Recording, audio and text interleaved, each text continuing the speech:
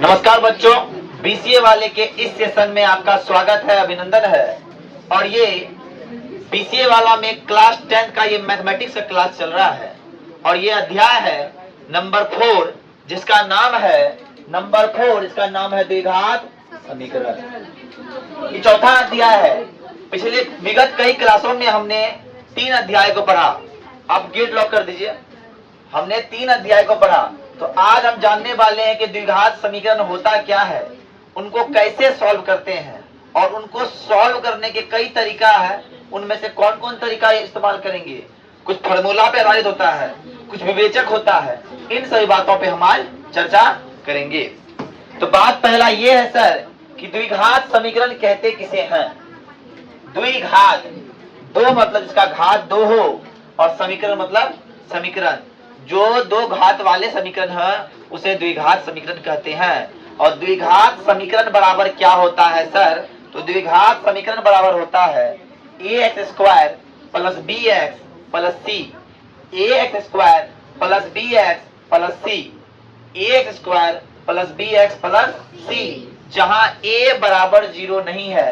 इसका कहने का मतलब ये है कि अगर किसी द्विघात समीकरण बनने के लिए अगर x ना भी हो, अचर पद ना भी हो, लेकिन x स्क्वायर होना अनिवार्य है। स्क्वायर वाले गुणांक का होना अनिवार्य है, a का होना अनिवार्य है।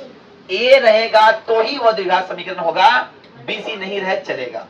ओके, जैसे एग्जांपल के लिए आप देखिए, किसी ने लिखा x स्क्वायर प्लस माइनस 3, ये द्विघात समीकरण है क्योंकि इसमें देखिए x तो न है इसलिए b तो नहीं है, a और c है, लेकिन ये भी क्या है?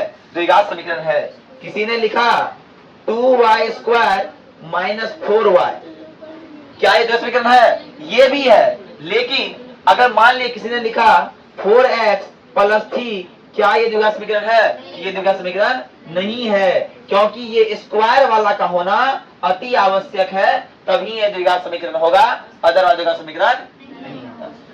तो सर द्विघात समीकरण में a कौन होता है, b कौन होता है और c कौन होता है सर? तो a किसे कहते हैं? अपना भाषा में अगर हम बोले तो x स्क्वायर के बगल में जो कंपोनेंट होता है, जो गुणांक होता है, उसको हम a कहेंगे, और जो x के बगल में होता है उसको हम b कहेंगे, और जो अचर पद अकेले दिखाई दे रहा है उसको हम c कहेंगे। मतलब ये कि x स्क्वायर के बगल वालों को हम a कह सकते हैं, मतलब x स्क्वायर के गुणांक को हम a कहेंगे और x के गुणांक को हम लोग b कहेंगे, और जो अचर पद है उसको हम c कहेंगे। बात समझ में आई? अब आते हैं सर, अब ये फार्मूला, एक फार्मूला इसका है कि विवेचक का फार्मूला है। एक formula very very important formula है, जिसको हम विवेचक भी बोलते हैं या फिर डी भी बोलते हैं, जिसको हम विवेचक भी बोलते हैं या फिर डी भी बोलते हैं। जानते हैं इस फार्मूला के आधार पर ही हमको पता चलेगा कि क्या हम इसका सॉल्यूशन करें कि सॉल्यूशन ना करें। कोई समीकरण दिया है, उसका हम सॉल्यूशन क्यों करेंगे? जब उसका आंसर निकलने लायक है ये ना है, सॉल्यूशन क्यों करेंगे? जिस एग्जाम को देकर नौकरी मिलवे नहीं कर रहा है, डिग्री मिल क्यों देंगे एग्जाम, है ना? तो पहला बात अटेम्प्ट कर लेता है। ये जो फार्मूला है बताता है कि कौन समीकरण से मेरा हल निकलेगा और कौन समीकरण से हल नहीं निकलेगा। इसीलिए एक फार्मूला आया d बराबर विवेचक बराबर b square minus 4ac, d square minus 4ac, b square घटा 4ac, d square minus 4ac, ये फार्मूला है। ये फार्मूला अति आवश्यक है। अब क्या कर दिए, हम फार्मूला की मदद से d निकाल रहे थे। हम फार्मूला की मदद से d निकाल रहे थे और d निकालने क्रम में d का मान निकल गया 1 2 3 4 डॉट डॉट डॉट इन्फिनिटी तक। तो क्या आपको ये दिख रहा है d 0 से बड़ा दिख रहा है कि नहीं? ये सभी 0 से बड़ा है क्या नहीं है? क्या ये सभी 0 छोटा है या बड़ा है? ये सभी 0 से बड़ा है। अर्थात इस सिचुएशन में d का मान क्या है? 0 से बड़ा है। तो उसको हम कैसा लिखेंगे? ऐसा लिख सकते हैं, d 0 से बड़ा है। बात क्लियर? और d जब 0 से बड़ा है तो 0 से बड़ा सभी संख्या धनात्मक होती है। अरे होता है कि ना? प्लस वाला संख्या d से बड़ा जितने भी संख्या है वैसे क्या होते हैं? धनात्मक होते हैं। इसीलिए हम कहते हैं, यहाँ कहा गया, पहला स्टेटमेंट कहा है कि जब d का मान 0 से बड़ा हो अर्थात विवेचक कैसा हो, धनात्मक हो, तो मूल वास्तविक होगा। अगर मूल वास्तविक है तभी x का मान पॉसिबल है, अगर मूल वास्तविक नहीं है तो x का मान पॉसिबल नहीं है। याद कीजिए, हम प्रतिबिंब में पढ़ाए, वास्तविक प्रतिबिंब में तो रियल में व्यक्ति एग्जिस्ट कर रहा है, लेकिन काल्पनिक में रियल में एग्जिस्ट नहीं करता है। ऐना के पीछे तुम दिखते हो पर ऐना के पीछे तुम होते नहीं हो। ऐना का जब प्रतिबिंब बनता है, अगर तुम हो तो प्रतिबिंब है, वास्तव में तुम वहां पे हो तब तक प्रतिबिंब बन रहा है। एडजेक्ट उसी तरह है कि जो वास्तविक होगा उसका ही प्रतिबिंब बनेगा, मतलब उसका ही x का मान निकलेगा, उसका ही हल निकलेगा। समझ में आ रही है? जब हल निकलेगा तो जब इस सिचुएशन में जब d का मान क्या हो जाए, 0 से बड़ा हो जाए अर्थात धनात्मक हो जाए, तो वहां हम x निकालने के लिए, शून्य निकालने के लिए हम वहां फॉर्मूला लगाएंगे, x बराबर -b plus minus root under D बटे 2a। हम क्या फॉर्मूला लगाएंगे सर? तो x बराबर -b plus minus root under D बटे 2a। यहाँ एक केस हम लिखे हैं बगल में, एक केस लिखे हुए हैं। इसका मतलब क्या है, ये क्या बताना चाह रहा है कि मतलब ये इस सिचुएशन में x का 2 मान निकलेगा। मान लीजिए यहाँ प्लस और माइनस दिया हुआ है, देख रहे हैं साहब, दिया हुआ है कि नहीं? इसका मतलब क्या है, अगर कोई लिखा 4 + 2, इसका मतलब एक बार क्या होगा, 4 + 2 होगा और एक बार क्या होगा, 4 - 2 होगा और ये 6 और ये 2 होगा, तो x का 2 मान निकला कि नहीं निकला? तो यहाँ भी x से कितने मान निकलेंगे? 2 मान निकलेंगे। लेकिन दोनों मान कैसा होगा? असमान होगा। बराबर है दोनों मान? नहीं है, इसलिए दोनों मान क्या होगा? असमान होगा। चलिए सर, ये बात तो आप लोग समझ रहे हैं। दूसरा पॉइंट है, पहला पॉइंट, जब d का मान धनात्मक हो तो वहां भी x का मान निकलेगा, मतलब x का मान निकलना मतलब वास्तविक है तो x का मान निकालेंगे, अगर वास्तविक नहीं तो x का मान हम नहीं निकालेंगे, है ना? नौकरी देगा तो हम एग्जाम देंगे, नहीं देगा तो नहीं देंगे। और समझ में आया कि नहीं? बात तो यह समझ में आ गई। दूसरा कंडीशन है, कंडीशन नंबर पहला समझ में आ गया, और कंडीशन नंबर दूसरा है कि जब d का मान 0 के बराबर हो। जब d क्या हो, ना तो 1 हो ना तो -1 हो, ना तो 2 हो ना तो -2 हो, ना छोटा हो ना बड़ा हो, एग्जैक्ट 0 के बराबर हो, तो इस केस में क्या होता है, ध्यान समझिएगा। इस केस में क्या होता है, x का मान होता है, x का फॉर्मूला होता है -b बटे 2a, और यहाँ x का 2 मान होगा, लेकिन दोनों मान कैसा होगा? समान होगा। दोनों मान कैसा होगा? समान होगा। इसीलिए अब एक प्रश्न आता है कभी कभी कि यदि कोई समीकरण दे दिया, यदि इस समीकरण में इस दे दिया, मान लो 2x² + 3x + k है, तो यदि d का मान समान हो, विवेचक का मान समान हो, तो k का मान निकाले। k का मान निकालने के लिए फॉर्मूला हम बैठाएंगे और तब हम k का मान निकालेंगे। k का मान निकाल सकते हैं इस तरह से, सही बात ना? लेकिन ऐसा सवाल आता है तो बात समझिए कि d का मान तब क्या होगा, b² - 4ac बराबर क्या होता है, वहां पे 0 हो जाएगा। मतलब b² - 4ac का मान क्या होगा, d का मान क्या होगा, यहाँ पे 0 होगा, तो x का वैल्यू होगा। अब हमने प्लस की बात की, 0 की बात की, सर माइनस का बात भी करना होगा सर।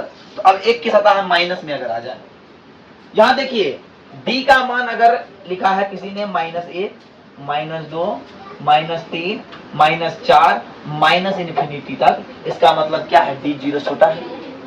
अच्छा, -1 बड़ा कि 0 बड़ा? -1 बड़ा क्या बोल रहा था जी? 0 बड़ा हुआ। -10 बड़ा कि 10 बड़ा? -5000 बड़ा कि 0 बड़ा? 0।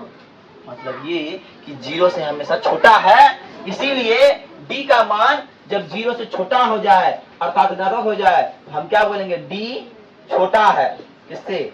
0 से। अब देखिए, हमने कहा कि जब x का मान, जब d का मान क्या हो, ऋणात्मक हो, उस केस में क्या होगा, x का मान संभव नहीं है, तो x का मान निकालना नहीं है। जब संभव नहीं है तो उसका x का मान निकाल के हम करेंगे क्या? चलिए, अब क्वेश्चन आ रहा है कि कुछ समीकरण को देखना है और उसको देख के बताना है कि क्या वो द्विघात समीकरण है या नहीं है। उदाहरण नंबर 2 में आपका दिया हुआ, आपकी किताब की उदाहरण नंबर 2 में दिया हुआ है कि क्या ये द्विघात समीकरण है या नहीं है, इसे पता करना है। सर आपको बता चुके हैं कि द्विघात समीकरण होने के लिए बी का होना सी का होना अनिवार्य नहीं है, किंतु ए का होना अनिवार्य है। पहला नंबर प्रश्न है x-2 का होल स्क्वायर प्लस 1 बराबर 2x-3, और दूसरा नंबर प्रश्न है क्या x into x plus 1 plus 8 बराबर x plus 2 into x minus, और तीसरा नंबर है कि x इंटू 2x प्लस 3 बराबर एक्स स्क्वायर प्लस 1, और चौथा नंबर है x प्लस 2 का होल क्यूब बराबर एक्स क्यूब माइनस 4। बात समझिएगा, हम एक नंबर को सॉल्व कर रहे हैं और सॉल्व करके देखते हैं कि यह द्विघात समीकरण है या नहीं है। ध्यान समझिएगा, हम एक नंबर जब सॉल्व करेंगे तो x-2 है, अरे बोलो है कि नहीं है, बराबर 2x है, -3 है। अब हमको दिख रहा है, ये क्या दिख रहा है, x-2 मतलब a - b का होल स्क्वायर लग रहा है कि नहीं लग रहा है, और आपको a - b का फॉर्मूला पता है, a - b का whole square a square plus b square minus 2ab। तो सर a क्या है, यहाँ पे a है x स्क्वायर, b क्या है सर 2 का square minus 2 Guna a Guna b, और प्लस 1 का प्लस 1 हो गया बराबर 2x माइनस 3 हो गया। अब ध्यान समझिए, तो हमने जब सॉल्व किया तो एक्स स्क्वायर का एक्स स्क्वायर हो गया, और एक्स 2 का बराबर 4 का कितना हो गया, 4 हो गया, और 2 दूना 4x हो गया, और प्लस 1 हो गया, और ये प्लस में है ना, ये माइनस में 2x हो गया, और ये माइनस में है ना प्लस 3 हो जाएगा, और बराबर कुछ नहीं तो 0 हो जाएगा। तो x वाले को x वाले से घटाएंगे, सॉल्व करेंगे, तो एक्स स्क्वायर कोई दिख रहा है कहीं पे, नहीं, अकेले दिख रहा है, लिख दीजिए। अब 4 है, 3 है, 1 है, सही प्लस में है ना, तो 4 1 5 3 8। अब -4 है, -2 है x, तो माइनस प्लस -6x हो गया, तो सर ये बराबर 0 हो गया। इसको हम ले लेते हैं कि x square -6x minus plus 8 बराबर 0। ये आपको दिख रहा है, इसमें a b c सब है, x स्क्वायर भी है, x भी है, सब है, इसीलिए यह द्विघात समीकरण है। हम बोलेंगे यह द्विघात समीकरण है।